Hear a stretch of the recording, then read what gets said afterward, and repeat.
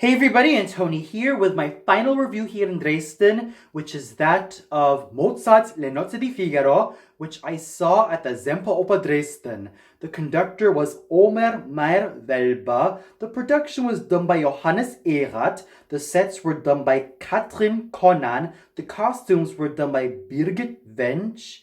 The assistant costume designer was Noël Blancpain. The lights were handled by Fabio Antocci, the chorus master was Jørn Hinnerk Andersen, and the dramaturgy was handled by Francis Husserl.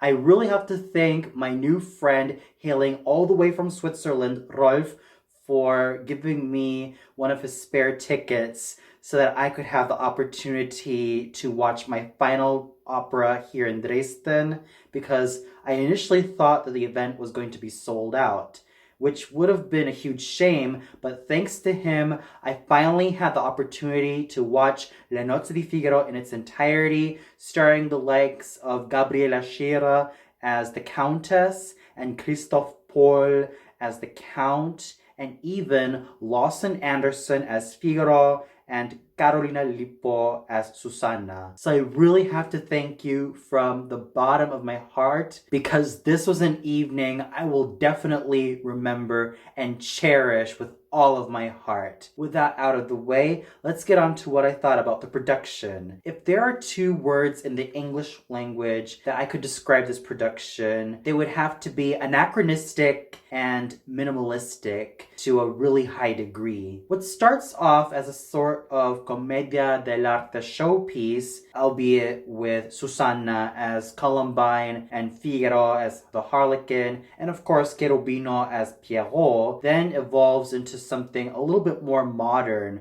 with Barbarina in a pink wig, and even seeing a lot of the servants in bellboy costumes, and the final act with everyone in somewhat modern 20th to 21st century clothing. And all throughout, the staging is rather minimalistic, meaning that the props are rather bare, and all we get to see are some walls and not so much scenery, and not so much luxury to be found in any traditional production of Le Nozze di Figaro. And we get to see a lot of prop handlers in black taking care of all the props, of which ones need to be moved and which ones need to stay for the duration of the opera. Interestingly enough, in some parts of the final half of the opera, there were some elements of Singspiel, meaning that there was some dialogue to be found instead of the usual recitatives. The cases involved are the interactions between Cherubino and Barbarina, Figaro and Barbarina, and even Figaro and Marcellina, plus the Countess and Susanna before the opera ends, which I thought was rather interesting, and it did give the singers an opportunity to show off their acting chops. And as I stated before, the costumes did have a sort of interesting feel. Like, we start off with the Commedia dell'arte costumes for Susanna, Figaro, Cherubino, Don Basilio, Marcellina, Dr. Bartolo, and the Count, and we then move on to more Baroque style clothing, especially for Susanna and the Countess, to a lot more modern style clothing to be found in the 20th to 21st century, which gives the sensation that I'm watching a passage through time. And to make this even more anachronistic, there's even a snippet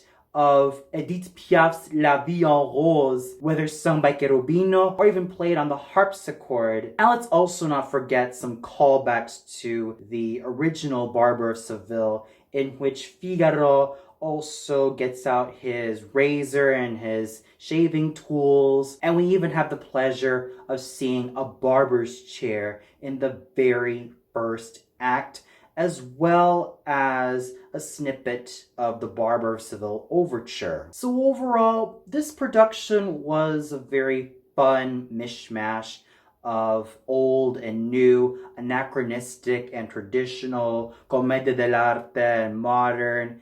And even though it might seem confusing to anyone who is more used to the traditional productions, I still managed to have some fun with it. especially considering that La Vie en Rose is one of my most favorite songs from Edith Piaf, and it just adds a whole lot of anachronisms to this particular production of Le Nozze di Figaro. And now we get to the singers, the very part of this review that I am most excited to talk about. Let's start off by talking about Christophe Paul as Il Conte Almaviva. I basically followed his career for quite some time, and he seems to specialize in a lot of lyric baritone roles. And what I managed to gather from his performance as Il Conte Almaviva is that he throws himself into the role rather effectively. He does have a tall, handsome, and virile stage presence, which should come off as no surprise considering that he is a veteran of the stage. And while I thought that there were some parts of his voice that were rather good, there were some parts of his voices that I felt were masky and on the nasal side, and they didn't sound full or rich, much like any other true baritone. The baritones who have sung Il Conte d'Almaviva that come into my mind that stand out to me are none other than John Brownlee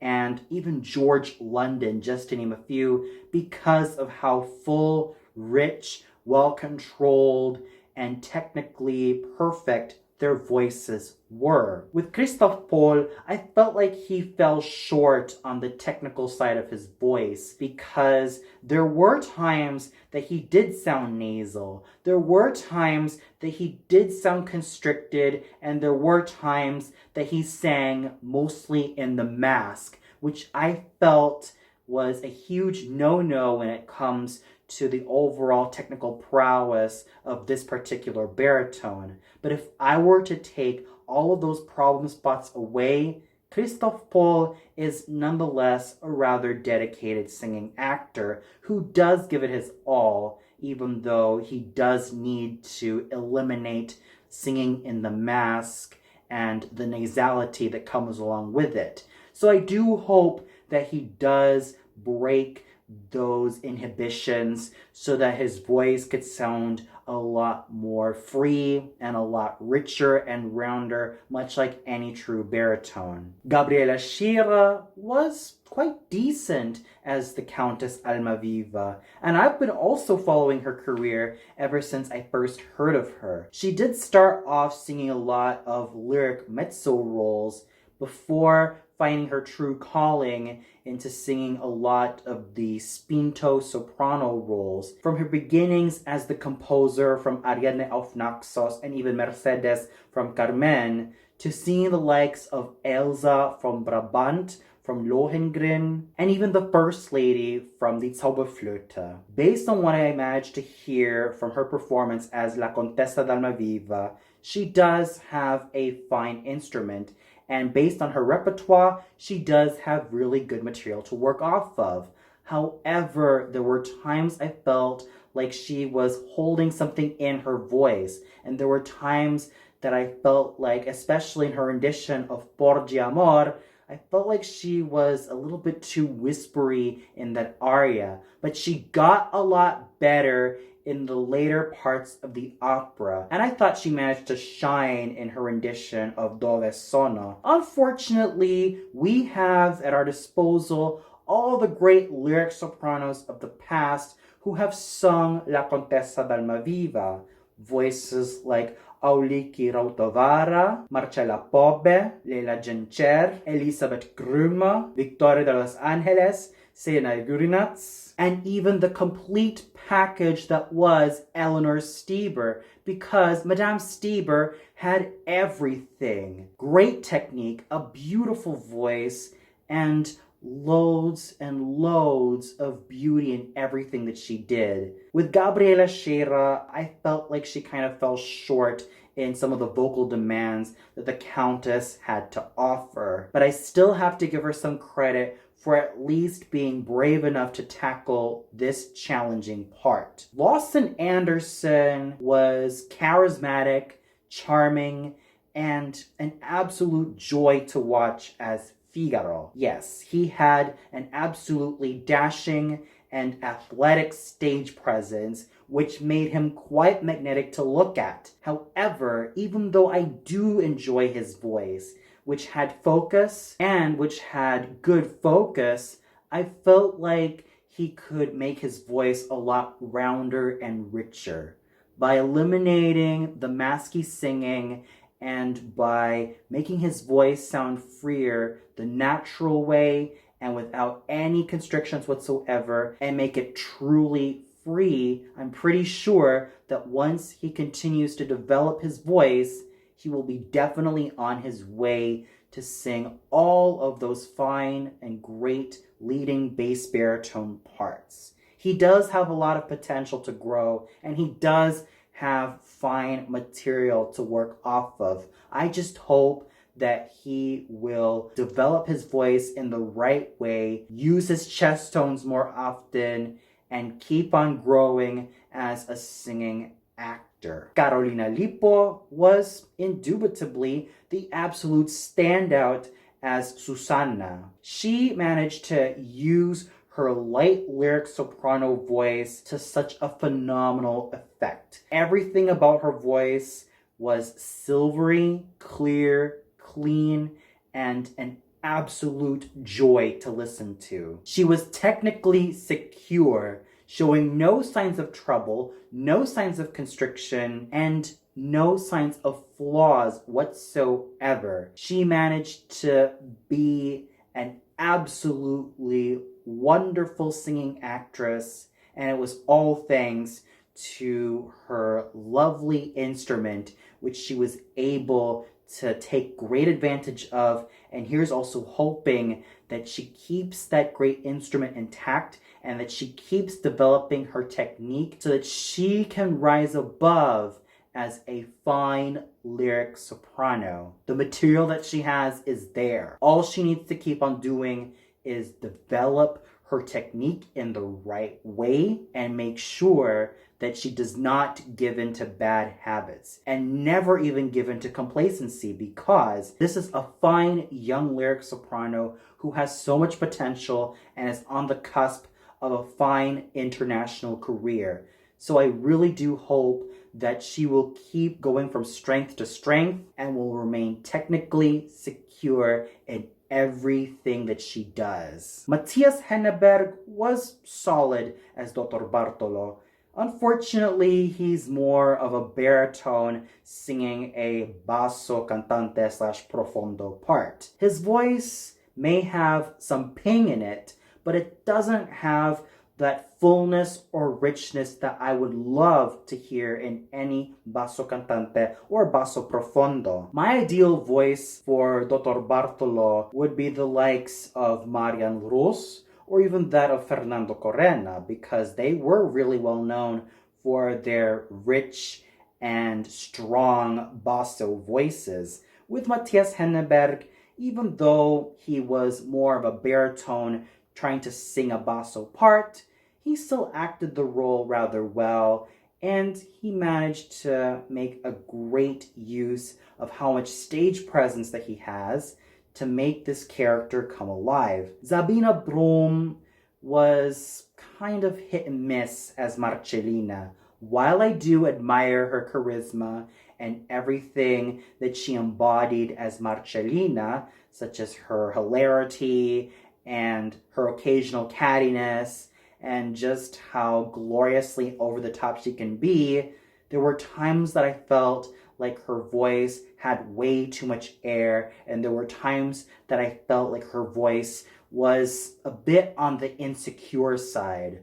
I would have loved to have a much richer voice singing Marcellina, the likes of Elisabeth Höngen, who was absolutely wonderful in the character part, or even the glamorous tones of Regina Resnick. We could have had a fine dramatic mezzo singing the role of Marcellina, like what we would have had today with, let's say, Stephanie Blythe, or even that of Andrea Baker, or even Ekaterina Zemenchuk or Ekaterina Gubanova, just to name a few. With Sabina Brom, even in spite of some really good moments to be found with her voice, I felt like she worked with almost way too much air, and there were times that I felt like she sounded that she was past her prime, because once upon a time, Sabina Brom was rather well known as a lyric soprano, and nowadays she seems to specialize in a lot of character mezzo parts, such as Larina